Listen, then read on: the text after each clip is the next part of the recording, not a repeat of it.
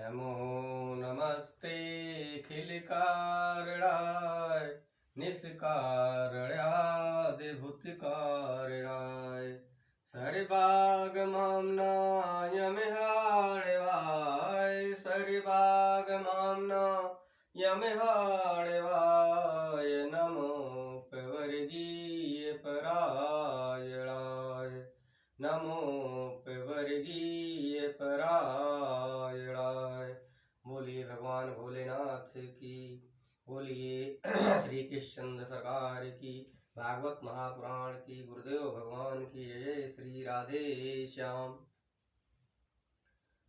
अब महाभारत का युद्ध समाप्त हो चुका है और हमारे भागवत के प्रसंग में आता है कि भगवान श्री कृष्ण अब द्वारिका जाना चाहते हैं और द्वारिका जाने के लिए वे जब निकलते हैं और बाहर जैसे ही आते हैं और अपने रथ पर विराजने के लिए आगे बढ़ते हैं। गंतुम कृतमति ब्रहान द्वारकाम रथमास्थितः उपलेभे अभिधावन्ते उत्तराम भयविह्वलाम। जैसे ही वे रथ पर आरूढ़ होना चाहते हैं उसी तत्क्षण उत्तरा भाव विह्वल होकर के आर्तनाद करते हुए एक बेसहारा के रूप में दौड़ती है भगवान की तरफ। चूंकि हुआ यह था कि जो अश्वत्थामा था वह अपने आप को बहुत ही गिरा हुआ समझ रहा था, बहुत ही अपमानित महसूस कर रहा था। तो वह दोबारा ब्रह्मास्त्र का प्रयोग कर दिया कि अब हम जो उत्तरा के गर्भ में बच्चा है उसका ही समूल नष्ट कर दूंगा, जिससे पांडव का वंश समाप्त हो जाए। इसलिए उसने ब्रह्मास्त्र का प्रयोग कर दिया। अब ब्रह्मास्त्र की उस तप्त ज्वाला से बचने के लिए उत्तरा भगवान कृष्ण की शरण में आती है। क्योंकि उत्तरा जान गई कि हमारी रक्षा केवल पार ब्रह्म परमेश्वर ही कर सकते हैं, तो वह वहां आती है और उनके पुकारती है कि हमारी आप रक्षा करो, आर्त भाव में। और हमारे भगवान पार ब्रह्म परमेश्वर कैसे हैं? दया, करुणा, दया सागर हैं, दया सिंधु हैं, या दीनों पर दया करने वाले हैं। आप एक कदम बढ़ाइए वो 10 कदम बढ़ाते हैं आपकी तरफ। तो वे भगवान श्री कृष्ण वहां पर जब वह कहती है, जो उत्तरा है, पाहि पाहि महायोगिंद देव देव जगत्पते नान्यम त्वदभयम पश्येयत्र मृत्यु परस्परम। अगर आप मेरी रक्षा नहीं करेंगे तो बहुत ही अकल्याण हो जाएगा, बहुत ही हानि हो जाएगी, और आपके सिवाय मेरी रक्षा करने वाला यहाँ पर कोई नहीं है। जब आप किसी के प्रति पूर्ण रूप से समर्पण कर देते हैं तो कैसा ही व्यक्ति, देवता, कोई कुछ भी क्यों ना हो उसकी स्थिति, वह आपके ऊपर अपना व्रत हंस रखने से रोक नहीं पाता। क्योंकि वह जान जाता है कि यही एक है जो सच्चे दिल से मुझे पुकार रहा है, और कोई भी मेरे प्रभु को सच्चे दिल से पुकारे वह जरूर आते हैं। ऐसा हो ही नहीं सकता कि वे ना आए। बस यही है कि आप अपनी मन बुद्धिचित्त अहंकार जो मल है उसको दूर रखें। क्योंकि मल, जब आप सहित होंगे तो भगवान नहीं मिलेंगे, मल रहित आप रहिए। निर्मल मन जन सो मोहि पावा, मोहि कपट छल छिद्र न भावा।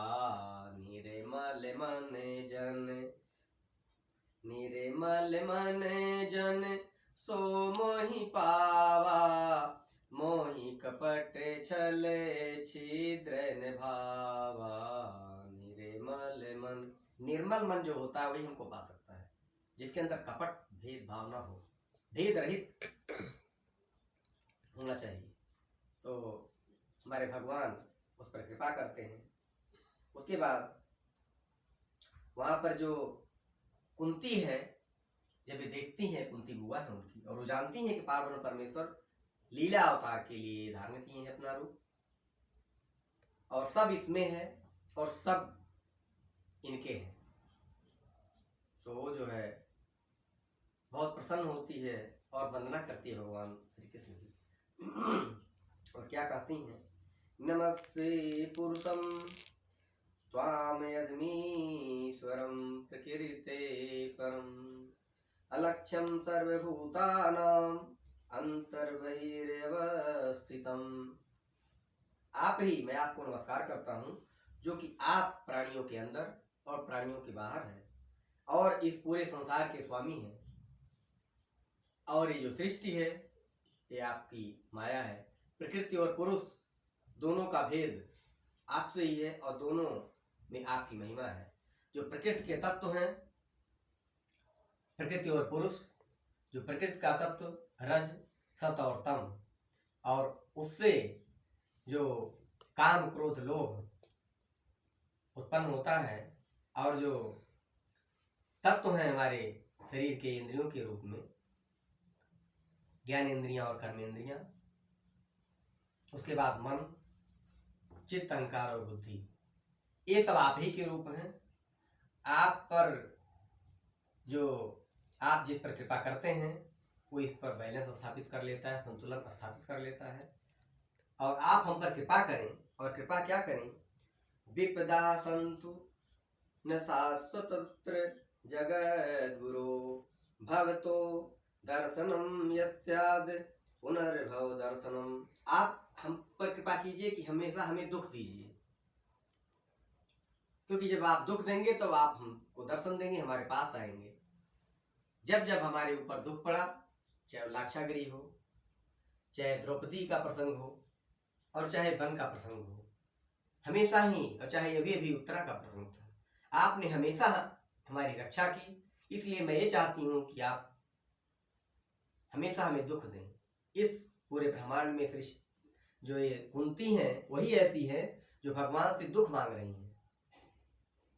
बाकी सब लोग तो सारी संपत्ति, सारी अपनी बहुत बड़ी लिस्ट लेकर भगवान के पास जाते हैं, क्योंकि उनसे भगवान से लेना देना नहीं होता, उनकी अपनी इच्छा की पूर्ति से मतलब होता है। और कुंती क्या चाहती हैं, हमको भगवान का दर्शन मिले, इसलिए वो चाहती हैं हमको दुख मिले, और जब दुख मिलेगा तो आप हमेशा हमारे साथ रहेंगे। इस तरह की प्रार्थना कुंती भगवान से करती हैं। और वो क्या कहती हैं, और नमो अकिंचन वित्ताय निवृत्ति गुण वेत्तये आत्मा रामाय शांताय कैवल्य पते नमः। आप ही अकिंचन, जिसके पास कुछ भी नहीं है, उसके भी ईश्वर हैं, और वित्तों की वित्त यानी सारी जो निधियां हैं आप में हैं, आपसे ही सारा वित्त है, और आप आत्मा राम हैं। बिना आपको पाए कोई कैवल्य ज्ञान नहीं प्राप्त कर सकता, किसी को भक्ति नहीं मिल सकती। जब तक किसी पर आपकी कृपा नहीं होगी तब तक ऊपर उसको कथा ही नहीं मिलेगी। बिनु सत्संग न हरि कथा, बिनु सत्संग न हरि कथा, तेहि बिनु द्रवहि न राम। जो जब तक हरि की कृपा नहीं होगी तब तक आपको सत्संग नहीं मिलेगा, और सत्संग नहीं मिलेगा भक्ति नहीं आएगी, भक्ति नहीं आएगा तो आप कुछ भी नहीं मिलेगा। ऐसा वंदना कुंती करती हैं भगवान श्री कृष्ण से।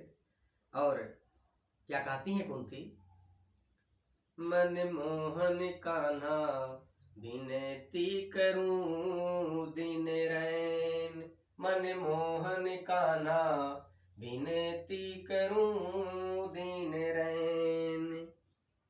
अब तो दरस देना कुंज बिहारी, अब तो दरस देना कुंज बिहारी, मनवा है बेचैन।